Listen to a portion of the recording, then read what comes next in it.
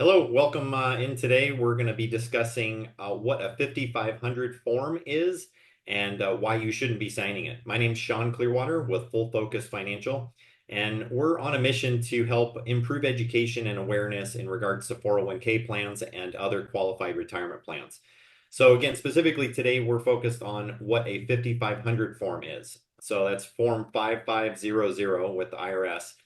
And this is a tax form that's filed by the plan sponsor for the retirement plan itself.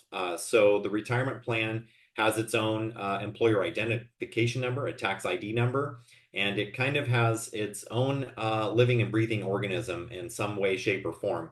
And ultimately, similar to a personal tax form like a 1040 or other such tax form on the personal side, the 5500 also requires someone to sign and be the responsible party for all of the information on that form.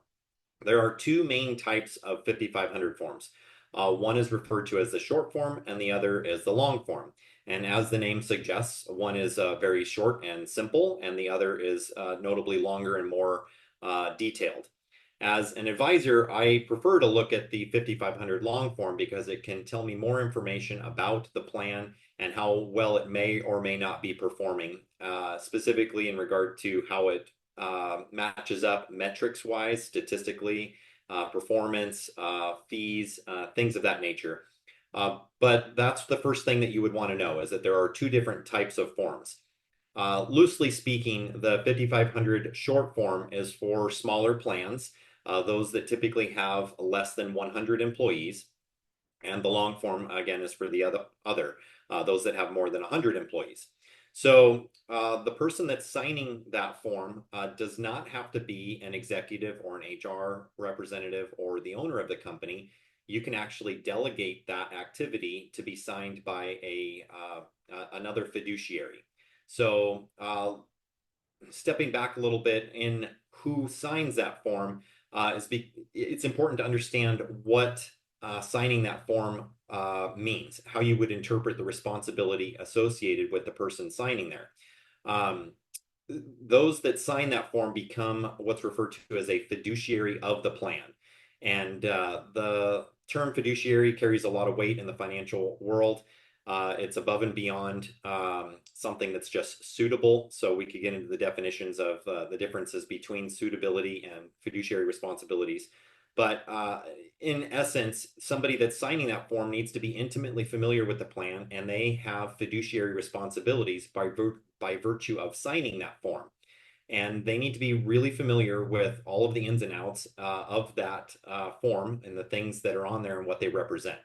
The one thing that becomes most difficult to get a sense for is how the plan might compare to other plans and what certain things might be reasonable or competitively advantaged or positioned. Fees are very difficult to understand unless it's the environment that you live in. It's hard to tell, are the fees that you're paying in line with the average fees that are for that service in the market and in your space? That's one of the things that, as a fiduciary of the plan, you would want to be familiar with. And the only way to really be familiar with that is to look at other plans and what they might be paying for fees. As an advisor, looking at plans and doing evaluations, I don't mind seeing plans that have higher than average fees if they get something for that fee. So if there's an exchange of value for an increase in fees, such as potentially higher performance or more service that might be desired or requested for those employees that are part of that plan, the participants, then it seems to make sense. But what we see as advisors helping educate plan sponsors and other employers are the opposite scenarios where they're paying more than average in fees and they're getting less than average in support and service and performance. So those that are signing the 5500 form, the first thing that I'd want them to recognize is that they don't have to be signing the 5500 form. You can outsource that activity and utilize something called a 316. These are professionals that are licensed, credentialed, and they have the proper insurances in place and the proper education and experience to be able to essentially understand whether a plan is performing well and whether it is competitively positioned. So as a signer of the 5500 form, the first thing again you'd want to know is that you can outsource that. You don't have to be responsible for it. And it's difficult because in this space there are actual litigation cases where by being a fiduciary of the plan and having those responsibilities, you become personally legally liable. And just being aware of that is somewhat disturbing to most of those people that are signing that form. So the education process is sometimes painful and stressful.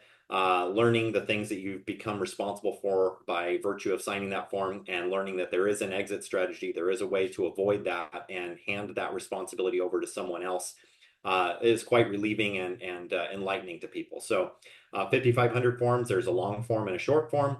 And if you are signing that form, you are a fiduciary of that plan and you have significant responsibilities by virtue of signing it. And I highly recommend you either become familiar with it so that way you can feel comfortable in your responsibility there, or I suggest you evaluate outsourcing that to a 316 service. So thanks for joining us here today. For more information, please click the link below this video, and we'd be happy to talk about this in more detail and specific to your situation. Thanks for joining us today.